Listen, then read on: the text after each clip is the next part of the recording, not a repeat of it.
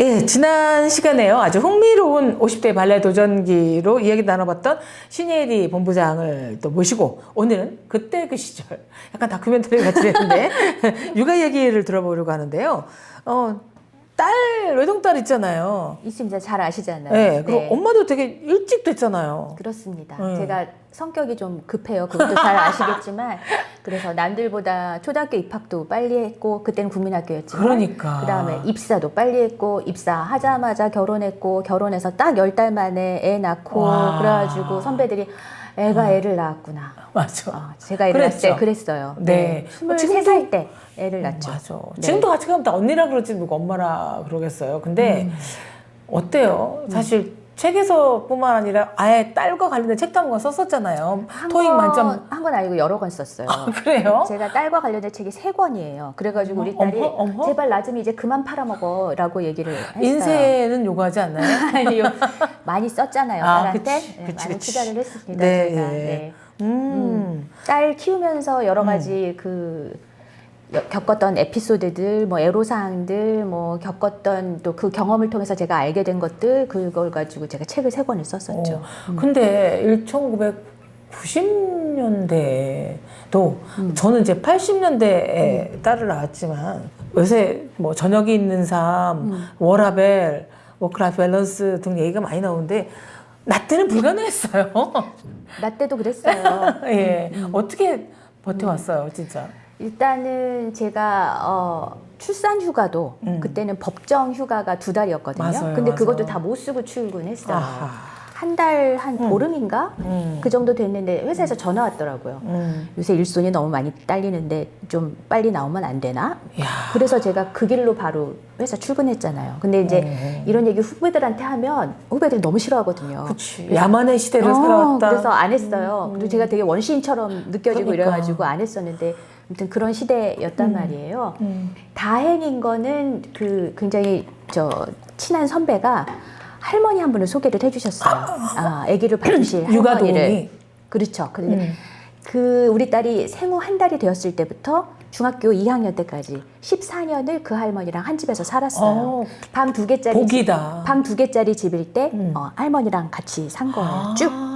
네. 왜 그랬냐면 이 사람이 자주 바뀌는 게 저는 굉장히 아이한테 안 좋다고 생각을 맞아요. 했거든요. 맞아요. 그러니까 뭐 마음에 들고 안 들고 굉장히 좋고 착한 분이셨지만 그런 거랑 상관없이 저는 웬만하면은 한 분이랑 쭉 같이 사는 게 좋다고 생각을 했고 아시다시피 선배도 이 기자는 출퇴근 시간이 정해져 있지 않아요. 네. 그리고 일요일 날도 기자회견 쫓아나가야 되고 집에 있다가 불려나가는 일도 부지기수예요. 그러니까 뭐 어디 맡기고 찾아오고 뭐 이런 거는 불가했고 또 저는 그 뭐 어머님도 일하셨기 때문에 그런 처지도 안 됐고 그러니까 정말 그렇게 같이 살면서 봐주시는 할머니가 안 계셨다면 직장 생활을 하는 게 불가능했을 텐데 너무 감사하게 그런 할머니가 계셨어요. 그런데 또 이제 아이들을 키워본 엄마들은 다 아시겠지만 할머니들이 해주실 수 없는 부분이 굉장히 많잖아요. 많죠. 무조건 엄마가 해야 되는 영역이 있어요. 예를 들면 초등학교 입학하면은 엄마가 받아쓰기 문제 10개를 내서 채점해 올 것. 맞아. 요새는 엄마 숙제가 너무 많아요. 요새는 그런 숙제 설마 안 내주겠죠? 근데 없는 것 같은데? 그때는 그래서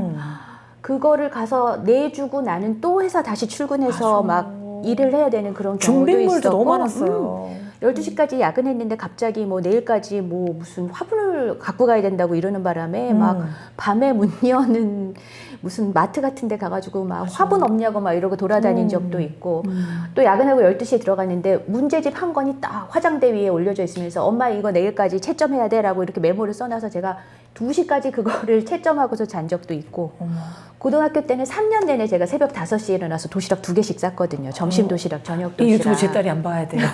아무튼 어떻게 그렇게 할 수 있었나 생각을 해보면 2가지쯤이었던 것 같은데 하나는 제가 아까 말씀드린 것처럼 젊은 나이에 애를 낳아서 그래도 기운이 있었다. 맞아. 그래서 했다. 2번째는 미안함이었던 것 같아요. 죄책감, 미안함. 오랜 시간 같이 있어주지 못한다는 미안함이 맞아. 너무 크니까 할 수 있는 모든 것을 최선을 다해서 한 뼈를 거죠. 갈아서. 그러니까 그때 이제 우리 딸 친구들은 다 이렇게 3,000원짜리 학교에서 다 같이 주문해 먹는 도시락 그거 점심 저녁으로 고등학교 때 먹었다는데 네. 우리 딸은 그 음식을 못 먹겠다고 도시락 싸달라고 그러는 바람에 제가 매일 2끼를 도시락을 3년 동안 쌌어요. 네. 그러니까 오히려 집에 있는 엄마들은 안 싸줬을 텐데 그럼요. 일하는 엄마라서 그게 미안해서 제가 그거를 막 용을 써서 싸줬던 것 같아요. 네. 안팎곱사 등의 역할을 하고 있는 것 같은데. 일하는 엄마들은 아마 공감하실 맞아요. 거예요. 네. 근데 사실 저는 결혼해서 제 인생에 제일 잘한 일이 돌아가신 우리 엄마를 엄마로 만난 것, 그리고 딸을 낳은 거예요. 제 복이죠.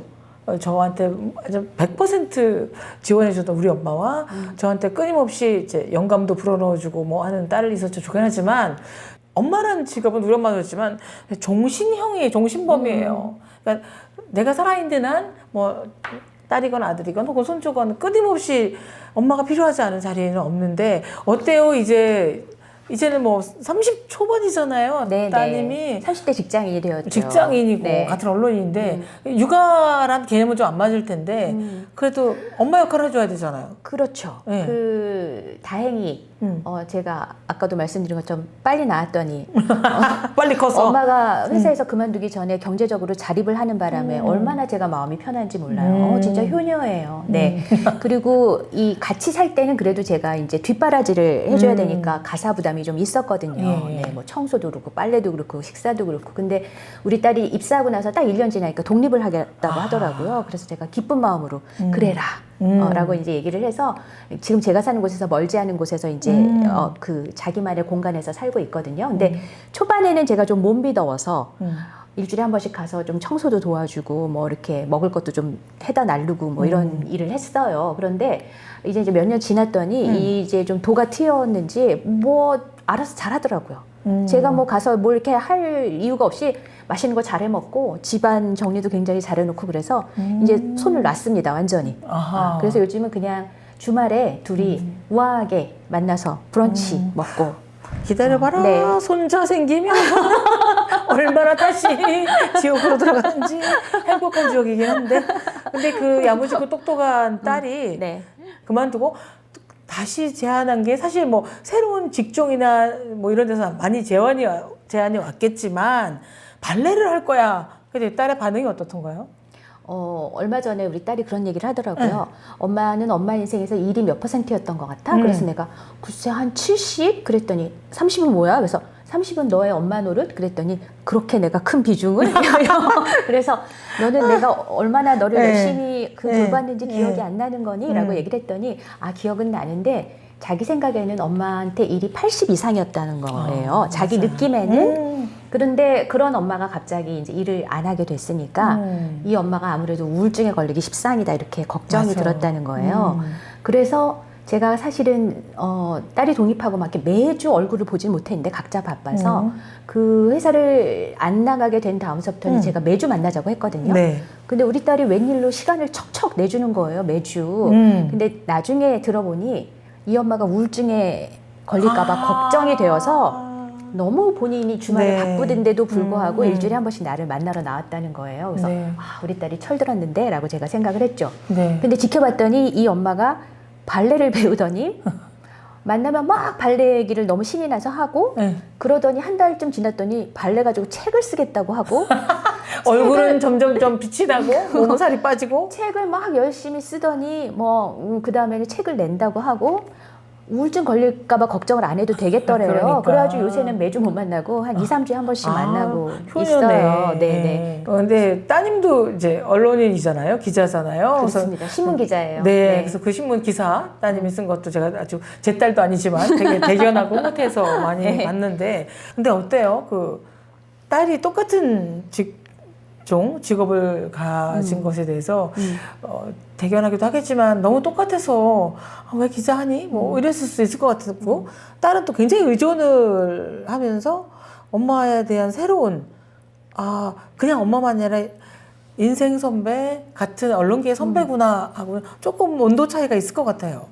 아마 우리나라의 모녀 기자 찾기 어려우실 것 같아요. 못 부자 기자는 봤어. 좀 있는데 모녀 기자는 못 봤어요. 전 들어본 적은 한 번도 없어요. 네. 그러니까 우리가 최초라고 주장하기는 어려운데 네. 아마 왜냐하면 기자협회 보인가에서 우리 딸이 처음 기자가 됐을 때 그 네. 인터뷰 요청이 왔었거든요. 자기네 모녀 기자라고 처음 들어본다고. 네. 근데 제가 이제 그때는 거절했었어요. 게다가 엄마가 유명한 기자잖아. 아무튼 그 누구 딸이네 뭐 이런 거 알려지는 건 우리 딸도 싫어해가지고 서로 이렇게 좀 모른 척 하다가 이제 지금은 제가 뭐 이제 조금 있으면 현역이 아니게 되니까 이제 상관없습니다. 밝혀도. 그런데 이제 많은 선배들이 특히 후배들도 그러네요. 왜 말리지 기자를 하게 그냥 두셨어요? 라고 이제 그런 얘기들을 많이 하는데 내가 왜 말려야 되는데 저는 그렇게 얘기를 했거든요. 그런 이유가 두 가지가 있는데요. 하나는 저는 여전히 여러 가지 안 좋은 상황들에도 불구하고 기자가 참 좋은 직업이라고 생각합니다. 그리고 제가 기자 나중에 이제 PD 앵커를 했지만 언론인으로서 살아온 것에 대해 일말의 후회도 없고요. 그게 첫 번째 이유고 두 번째 이유는 우리 딸이 제가 말린다고 듣는 사람이 아닙니다. 말려도 소용없습니다. 말려도 소용없는 걸 알기 때문에 그럴 때 정답은 응원해 주는 거잖아요. 그래서 저는 기자를 하겠다고 했을 때는 정말 아낌없이 응원해 줬고요. 그러고 보니 딸이 저를 보는 게 좀 달라진 것 같긴 합니다. 그러니까 예전에는 그냥 정말 엄마로만 봤다면 본인이 직접 몇 년 해보니까 너무 어려운 일이 많잖아요. 근데 이 엄마는 이 어려운 걸 하면서 와서 집에 와서 나도 돌보고 딱히 자기한테 힘든 티도 안 내면서 그거를 33년이나 했단 말인가? 이거에 대해서 뒤늦게 좀 뭐라고 할까요? 경외심? 존경심까지는 잘 모르겠고 이렇게 저를 좀 인정해주는 그런 마음이 분명히 생긴 것 같습니다. 그러다 보니까 모녀 간의 이해의 폭이 훨씬 커진 것 같고 또 이제 저도 좀 내심 뿌듯한 건 어쨌든 제가 33년간 이 일을 해왔기 때문에 그 제가 평소에 후배들한테도 엄청 상담도 많이 해주고 멘토링도 하잖아요. 그렇죠. 밥도 사줘가고. 근데 그걸 이제 우리 딸이 얘기를 할 땐 또 제가 얼마나 잘 상담을 해주겠어요. 맞아. 그러니까 제가 도와줄 수 있는 부분이 있다는 게 굉장히 뿌듯하죠. 그렇죠. 네. 신문사에 있다가 방송사 가기 되게 힘들어요. 그리고 또 방송사에 가서도 어떻게 보면 프로듀서인 건데 그런 제작을 총괄해서 히트를 시켰고 속된 말로 하면 게다가 이제 앵커까지 했잖아요. 밤에 끝나는. 근데 그게 어떻게 가능했어요? 야망이 불탄 스타일은 아니잖아요. 전혀 아니죠. 근데 그렇게 오해하시는 분도 있어요. 굉장히 야망녀로. 근데 전혀 아닌 걸 아시잖아요. 근데 그렇게 오해하게 선배는. 내버려둬. 내버려둬야 돼. 네. 네, 다들 아시다시피 신문사에서 방송사를 세울 수 있게 그러니까 흔히 종편이라고 말하는 그런 그 시스템이 생기면서 가능했던 일이고 네. 그래서 제가 중앙일보에서 20년 동안 일하다가 마지막에 제가 2년 6개월 정도 동안 논설위원실에서 이제 칼럼과 그랬죠. 사설을 썼었어요. 그리고 신예리 컬럼 너무 좋았어요. 언니가 항상 네. 격려해 주셔서 너무 네. 너무 기뻤어요. 힘이 되었고요. 칼럼 쓰는 것도 굉장히 좋아했고 그리고 그 신문사에서 그 논설위원이 되는 게 꽃이잖아요. 꽃보직. 그럼. 그래서 거기서 막 이렇게 행복하게 일하고 있는데 네네. 제안이 딱 온 거죠. 새로 방송사를 만들 건데 그걸 준비하는 개국 TF 요원이 되지 않겠니? 라는 제안을 받은 건데 그때 고민했어요. 지금 이렇게 내가 너무 하고 싶었고 잘한다고 평가받는 논설위원 일을 계속할 것인가? 아니면 내가 잘할 수 있을지 못할지 전혀 알 수 없고 가면은 생고생할 게 불보듯 뻔한 저 방송 일을 내가 도전해 볼 것인가 고민하다가 저는 후자를 택한 거죠. 늘 그랬던 것 같아요. 네. 항상 이 새로운 걸 도전하는 걸 택했던 것 같아요. 그리고 이제 방송국에 가서 정말 가진 고생을 하면서 이제 뉴스를 런칭하고 뭐 아이들 사람들도 뽑고 교육시키고 기자재도 사고 뉴스 포맷도 만들고 하나부터 열까지 다 배워가면서 제가 이제 그 일을 한 거죠. 그러다가 이제 제가 얼마 안 가서 앵커를 하게 되었잖아요. 그런데 여러 프로를 진행을 했지만 그 앵커가 된 것도 아시는지 모르겠는데 제가 사내 오디션에 도전하면서 하게 된 거거든요. 어머나. 오디션을 통과해야만 진행자를 시켜준다고 했어요. 그때도 제가 고민했거든요. 됐어. 후배들이 하면 되지 뭘 내가 굳이 하는 마음과 굳이 방송에 왔는데 한번 뭐 안 되면 그만이고 한번 해보지 뭐 라는 마음과 하다가 한번 해보지 뭐 해서 제가 그 오디션에 나갔는데 1등부터 3등까지 뽑는데 제가 3등으로 턱걸이로 수상을 했거든요. 그러는 바람에 제가 이제 앵커가 될 수 있는 그런 동메달이 기회를 만족도가 제일 높대요. 네. 어머 상 받아서 너무 다행이야. 그러니까, 이제 그렇게 생각을 했고요. 그래서 제가 이제 여러 프로를 거쳐서 그 밤샘 토론이라는 이제 많은 분들이 아시는 예. 저의 대표작인 예. 그 프로그램까지 제가 나중에 진행을 하게 된 것이고요. 네. 그래서 저는 일종의 투잡을 뛴 거예요. 그때 당시에 제가 부장하면서 앵커도 겸임을 한 거거든요. 맞아. 네. 예. 월급은 한 사람 몫을 받았지만 제가 투잡을 뛰게 된 것이죠. 그런 경우도 별로 국내에도 없고 해외에도 없을 것 같아요. 근데 신생 방송사니까 아무래도 여러 가지로 그 상황이 사람이 많고 막 이런 게 아니잖아요. 그래서 가능했던 일인 것 같고, 그렇게 제가 한 4, 5년을 지내다가 이제 사장께서 이제 보도국을 떠나서 시사교양 프로 제작을 하는 곳에 국장을 해보면 어떻겠니라는 제안을 주셨는데, 그때도 제가 처음에는 못하겠다고 그랬거든요. 완전히 다른 일이니까. 그것은 PD들의 영역인데 그쵸? 기자하던 사람이. 근데 또 가만 생각을 해보니까 재밌을 것 같은 거예요. 새로운 일을 해보고 싶고 그런 프로그램 제작에 대한 열망도 제 안에 있었던 것 같아요. 그래서 그때도 제가 말을 번복하고 해보겠습니다라고 하고 새로운 도전에 나섰던 것인데, 역시 얘기를 들어봤더니 기자 출신 국장이 프로그램 제작하는 PD들을 이끌고 프로그램을 만드는 경우가 국내에도 그렇고 해외에도 별로 사례가 없다고 하더라고요. 네. 그런데 그냥 해냈네요, 그것을. 우리 후배 그것도 PD들이 잘 성공적으로 우리 후배 PD들이 잘 도와줘서, 그래서 여러분도 많이 기억하시는 차이나는 클래스라는 프로그램을 제가 처음 기획해서 만들어서 6년 3개월 동안 네, 시청자들의 많은 사랑을 받는 프로그램을 만드는 기쁨을 누릴 수가 있었죠. 근데 네. 거의 뭐 이쪽으로 오지 않겠니?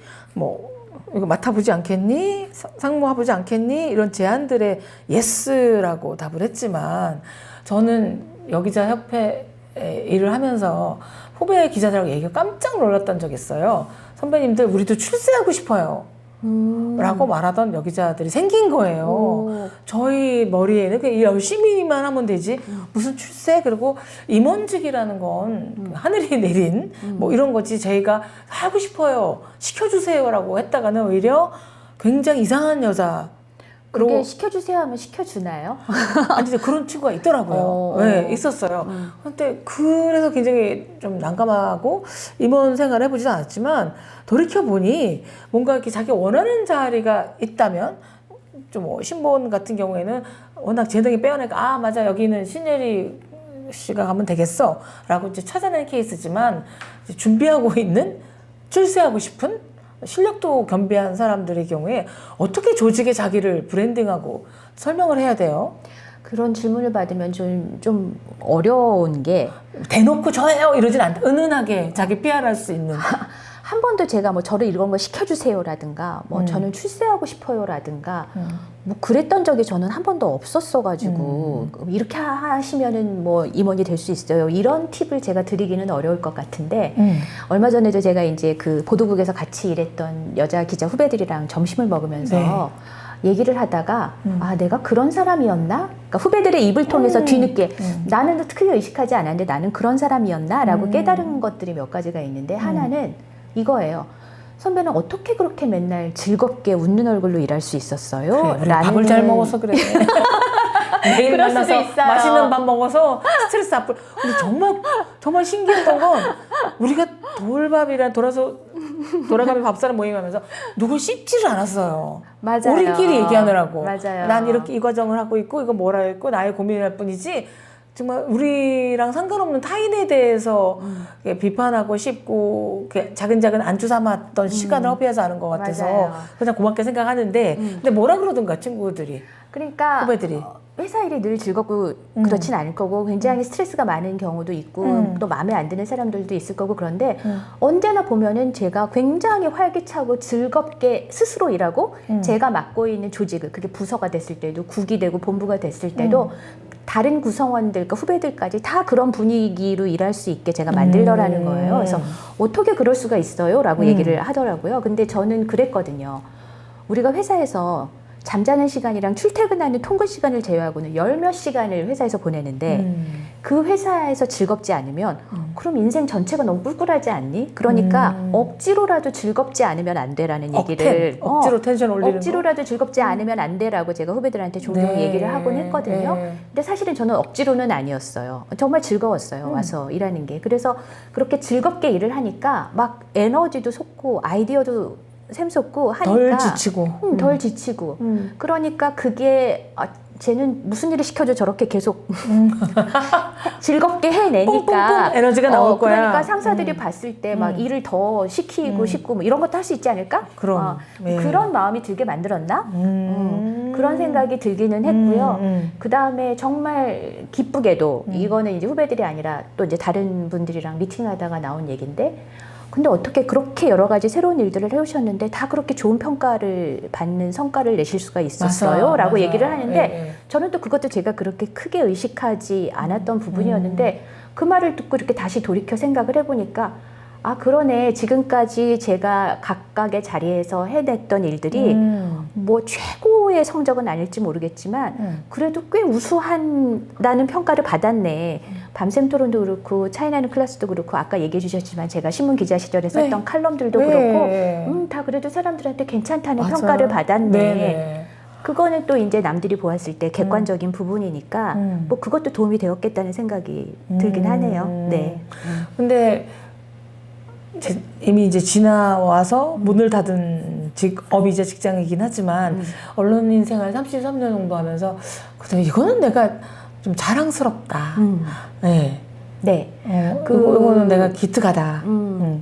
그 신문 기자 시절로 따지면은 이 기억에 남는 기사가 하나 있어요. 사실 이거는 제가 우리 딸한테도 동일한 질문을 받았었거든요. 네네. 엄마는 신문 기자 할 때 썼던 그 수많은 기사 중에서 뭐가 제일 기억에 남아? 그래서 제가 이거를 딱 얘기를 해줬는데 우리 딸이 감동적이라고 하더라고요. 그게 뭐였냐면 제가 기획 취재팀이라는 데 있을 때 자폐아와 자폐아 부모들에 대한 이야기를 한 달 넘게 취재를 해서 또 시리즈로 보도하는 기획 기사를 쓴 적이 있어요. 그게 2000년대 초반인데 여러분들이 그때 그 시절을 기억하실지 모르겠지만 제가 그때 취재할 때 제가 기획하자고 기획을 했었는데 우리나라 사회에 자폐에 대한 인식이 없어서 자폐가 일하는 엄마들이 애를 제대로 돌보지 않아서 생긴 병이라는 식으로 그렇게 맞아. 사회적으로 낙인이 찍혀 있을 때였어요. 기억나시죠? 그럼요. 네, 엄마 잘못이라는 식으로 그렇게.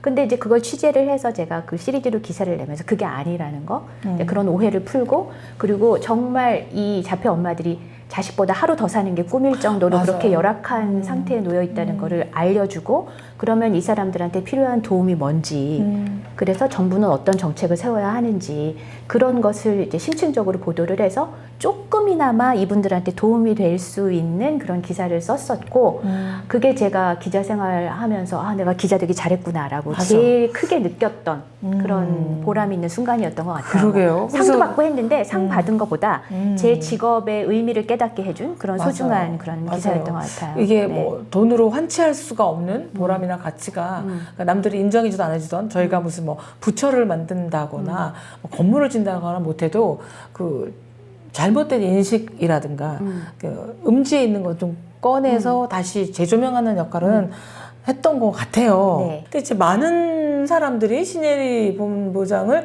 알고 있는 혹은 뭐 컬럼을 통해서 방송 보고 있는 분들이 되게 궁금해하는 거예요. 저 신예리 본부장은 이제 50대, 60대를 어떻게 또 다시 터닝 포인트를 삼아서 할까. 계속 혼자 뭐 네. 이거 어떻게 해서 했던 계속 트로피를 쌓아오는 삶이었다면 또 본인이 또 생각한 50대 네. 이후에 있을 거 아니에요.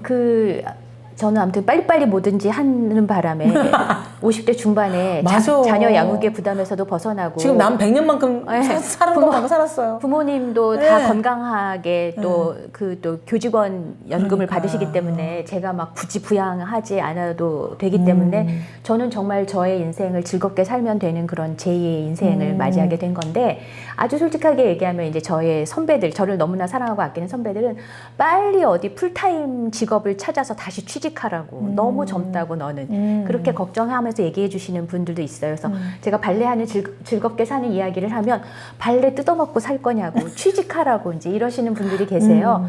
아, 제가 그래서 일을 안 하겠다는 뜻은 전혀 아니고요, 그럼. 여러분. 일하고 있어요, 지금도. 네, 네. 다만 제가 이제 풀타임 일을 아직 하고 있지는 않지만, 네. 일단 책을 썼잖아요. 네. 저는 14년 전에 마지막으로 책을 낸 다음에 책을 쓰고 싶었지만 엄두를 못 냈거든요. 너무 시간도 바빠서. 없었죠, 뭐. 네, 시간이 네, 없어서. 네. 근데 어쨌든 시간이 나서 제가 책도 썼고, 그리고 제가 그 다음번 책에 대한 아이디어도 지금 가지고 있거든요. 이 책이 잘 팔리면 다음 책도 쓰기 전. 잘 팔릴 거예요.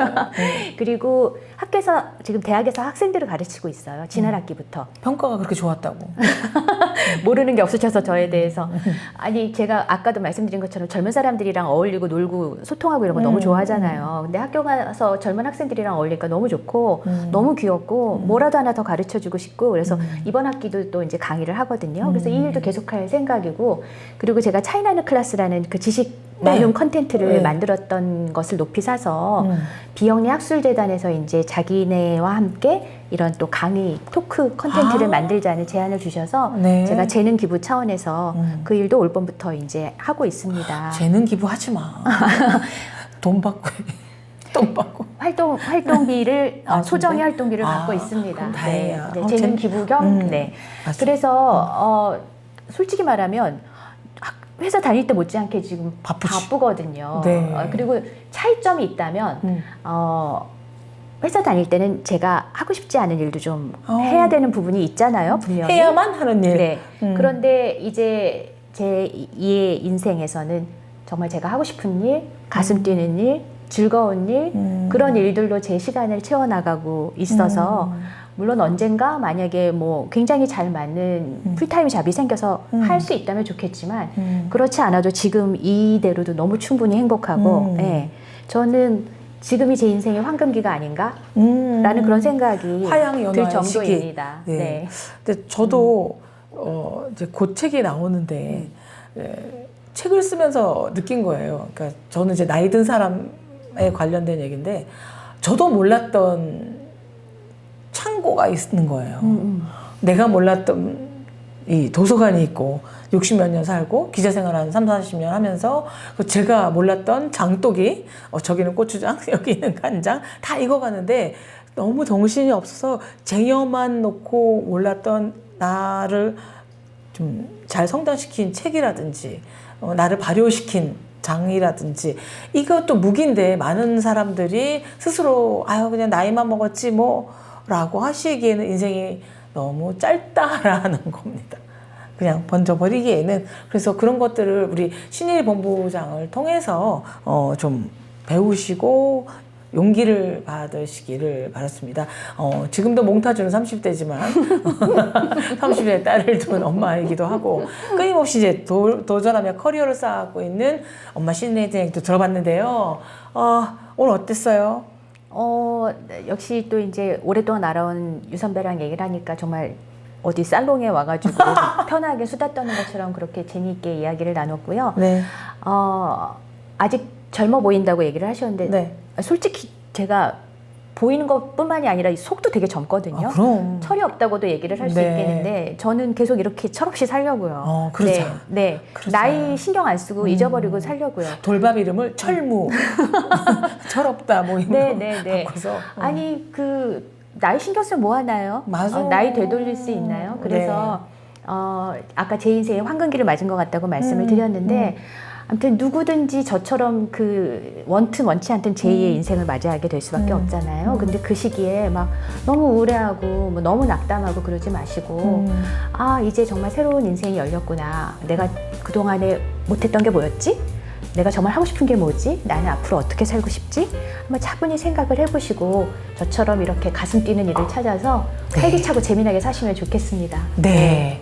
예.